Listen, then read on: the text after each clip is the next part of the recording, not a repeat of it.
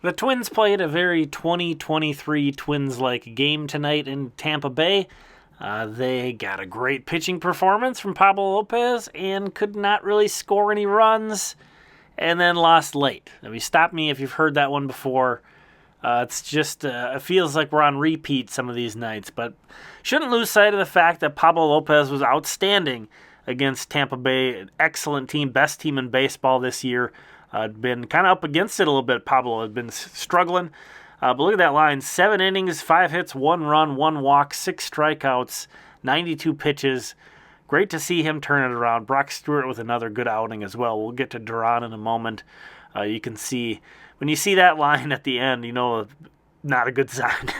But the Twins' only run came in the 9th inning with this Royce Lewis single, and he's trying to rally the troops, like he always does. Royce trying to drag this lineup out of the grave. He's only one guy, though. Can't do it all himself. Bases loaded in the 9th inning. Ryan Jeffers hits into this double play to end the threat. Of course, bases loaded. Kiss of death. Kiss of death for this team. So that was thrown in there, too, to add to the familiarity of it all. But Jeffers gets that double play. Twins only had 3 hits tonight. 3 hits, they draw 4 walks. I guess the silver lining is they kept the strikeouts to single digits, 9 strikeouts, I guess, if we're really grasping for something. But Correa 0 for 4 with 2 strikeouts. And the game ended on a Randy Arozarena walk-off home run off Joan Duran. I like to have Duran there. You know, when you're losing when he's out there, I feel like, well, that's your best guy. You lost with your best guy out there. You know, you kind of tip your cap to the other guys. But Duran, look at Duran. He's pointing at this ball, showing Max Kepler where it is. I mean, I don't know why Max Kepler can't. I mean, he didn't even attempt to jump. I mean, how do you know if you can't jump 25 feet if you don't try, Max? Just so done with this guy. Duran pointed at the ball. Should have seen it. Should have jumped. Who knows? Maybe I don't know.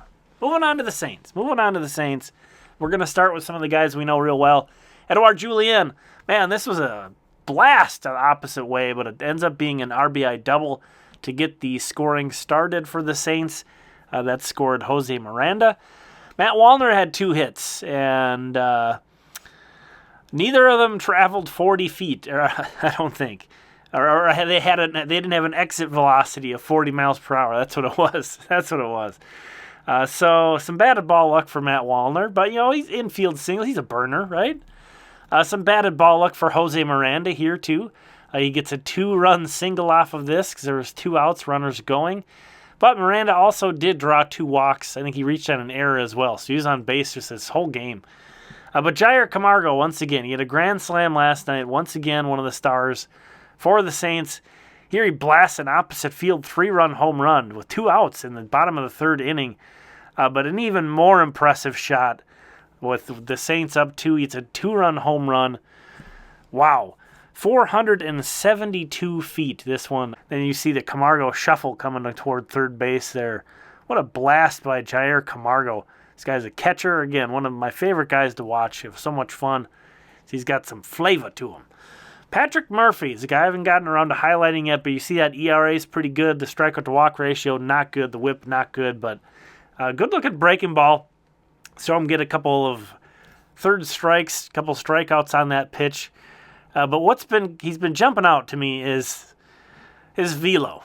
101. We know the Saints gun is hot, but that's going to catch your eye. It was 99 miles per hour on Baseball Savant, which is the more accurate tracking.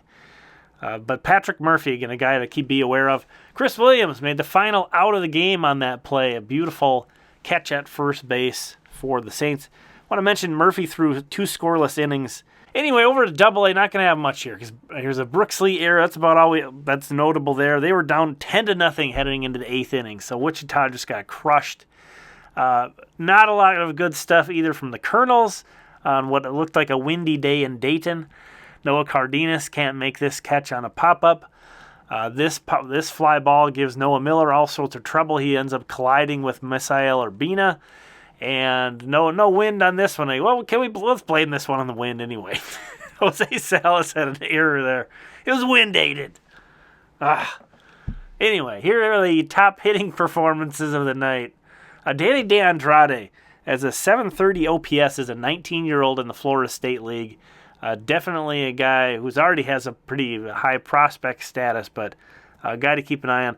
And also in Fort Myers, C.J. Culpepper, he topped out at 97.1 miles per hour tonight. So maybe another late-round gem for the Twins, C.J. Culpepper. There are the results. As you can see, again, the Saints the only team to win. They won 11-6.